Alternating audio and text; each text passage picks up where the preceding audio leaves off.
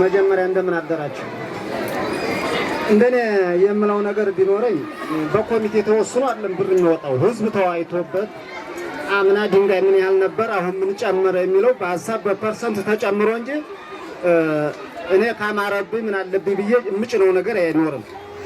ተዋይተን ነው ከነበረው ገበያ ጨምሮ ከሆነ ምን ያህል እንጨምር ቢያንስ የመካካሻ ገንዘብ ካለው ምን አለው የሚለውን ነገር ነው። ይሄ አይቀሬ ነው። ስለተጀመረ ምንም አይቀርም። ግምት ውስጥ አስገብቶ ከነበረው ምን ያህል ጨምሯል ምን ያህል እንጨምር የሚለውን ነገር መዋየት ነው። ሌላው ነገር ተማሪ ይማራን አይማርም እያረፈደ ነው እያመሸ ነው አይማርም እየረበሽ ነው የሚለው ነገር ከወላጅም ችግር አለ ከእናንተም ችግር አለ። የኔ ላይ አንዱ በጥባጭ ነበር የኔ ልጅ ነው ግን መጥቼ እዚህ ለርዕሰ መምህሩም ሆነ ለተማሪዎች ስልኬን ድረስ ሰጥቻለሁ።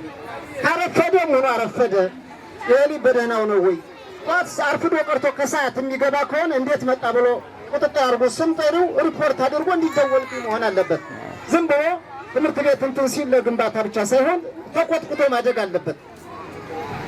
ወንድሜ ጋር አብረን በደርግ እንማር ነበር። ኢማም ሾው ጋር ወንድሜ ነው ከአንድ ቀበሌ አብረን አፈር ፈጭተን ያደግነን። እሱ አሁን መምህር ነው እኔ አሁን ምንድነኝ አርሶ አደር ገበሬ ነኝ። ለምን አብረን ስንማርበት የነበረውን ደረጃ እሱ ተከታትሎ ተማረ መምህር ሆነ። እኔ ደግሞ እንዳሁን ውጫጭ ወጣ ገባ እያልኩኝ ዝም በለው እያልኩኝ እንዳሲል አሸሸ ገዳኝ እያልኩኝ አሁን ያለንበት ደረጃ ምን ላይ ነን የሚለውን ነገር ማገናዘብ ነው። ያልተማረ ሰው አሁንም የእሱና የኔ ወደፊት ይቀጥላል። ያልተማረ ተማረም ሌባ ነው። የተማረ ደግሞ የዘላለም እንጀራውን ይዞ ይቀጥላል። ሌባም ያው ሌባ እንደተባለ እንደተጨበጨበለት ይኖራል። ትምህርት ቤት መምህራችን እሸቱ ከማል የሚባል የሮቢት ሰው ነበረ። ሰነፍና ጀግናውን በአንድ ላይ ይለየንና ለጀግኖቹን ሐሰነፉኝ አጨብጫቢ ቆሁኝ ለጎበዞቹ ግን ያን ሰዓትና ጊዜ አሁን ድረስ ትዝ ሲለኝ በጣም መምህር በዚህ ካለፈ ለጥ እንዳይ ነገ ይገርፈኛል እየተባለ አሁን ፖስኩን ነው የሚለጥጠው። ከነዴ 3 ልጆች እንዴት እንደሚያስቸግሩኝ ያውቃለሁ። ለምን እዚህ ይሄ ሁላ ገበያ እየተንጫጨ ጭንቅላታቸው በጣም ቻይ ነው። መሆን የሚገባው የሚቀርን ተማሪ የሚረብሽን ምን የማንም ባለየል ጋር ትንዘላዘላል። ስልክ ደውል ልጅ ረበሸና ናና ስርዓት አሲዝ አለበለዚያ እኛ አንተ ሊመተን ነገን ካሰላንተ ያንልብ ነው በቃ አካሄዱ። ጠንካራ ልጅ ተምሮ ቢያድግ ነገ ለራሱ እንጀራው ነው። ሌባና ዱርዬ በአጥር እየዘለለ አባቱን የሚያስቀጣ ከሆነ ያው የኔው አልኳችሁ ነገር ነው። ያው ለወደፊቱም የከፋ ነገር ሊመጣ ይችላል። እንደፈለክም እርሻ ብሰላባላ ትችላለህ። ሲጋራ ጫስ ራሱን እየፈተለ ወደ አንዱ ይሄዳል። ስለዚህ መሆን የሚገባው ለሚያጠፋ ተማሪ ስንጠሩ ሲያቀርብ ስም ዝርዝሩን ይዛን የአባቱ ስልክ ቁጥር ይቀበላል። ልጁ ይጃጃል ስልክ ደውል አድርጎ ናይ ልጅህን ስርዓት ከይ ብሎ ማሳየት ነው። እሱ ባጠፋ ማንንም ባለየ ባጠፋ ሲገረፍ ልጅ እንዲሆነ ያላንገቱን ገትሮ ይሄዳል። ነው ዛሬ እኔ ከኔው ጀምሮ ባለየኔ ከቤት እንደኔ በስባጎ ነው ዘቅዝቄ እንትን እመላቸው ያው የሚያውቅ ያውቃን ጎረቤት የጎረቤት ልጅንም እኔ ሲንዘላዘል አልወድም።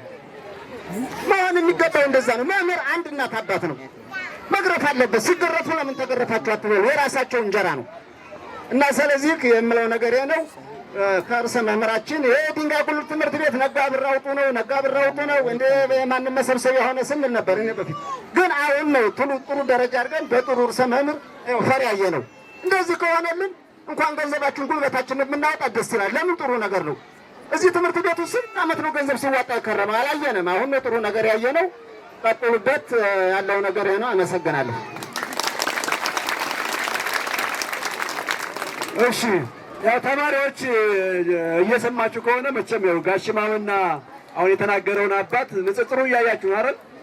አብረው ሲማሩ እንደነበረ እና ያው ለሚያዳምጥ ሰው ያው ለሰን ተወስዳላችሁ ማለት ነው። ስለዚህ እንደኛ መነሻ አስቀምጥ መሰል እንደኛ የጋራ የተደረገው ለአንድ ተማሪ 800 ብር መመዝገቢያ ቢሆን 2 ልጅ ያለው 1000 ቢሆን ነው። ለምን ይሄን አልክ እንዳትሉኝ እንግዲህ ቢሆን ነው። ለ3 እና ከዛ በላይ ያለው ደግሞ 1200 ብር ቢከፍሉ ብለን ያስቀመጥነው። ሂሳቡን ስንሰራው ቅድም ድንጋይ ስለምንገዛ ድንጋው ብቻ 885 ሺህ ብር ነው የሚጨርሰው በጠቅላላ። ይሄን ነው ያስቀመጥነውና ምን ይመስላችኋል?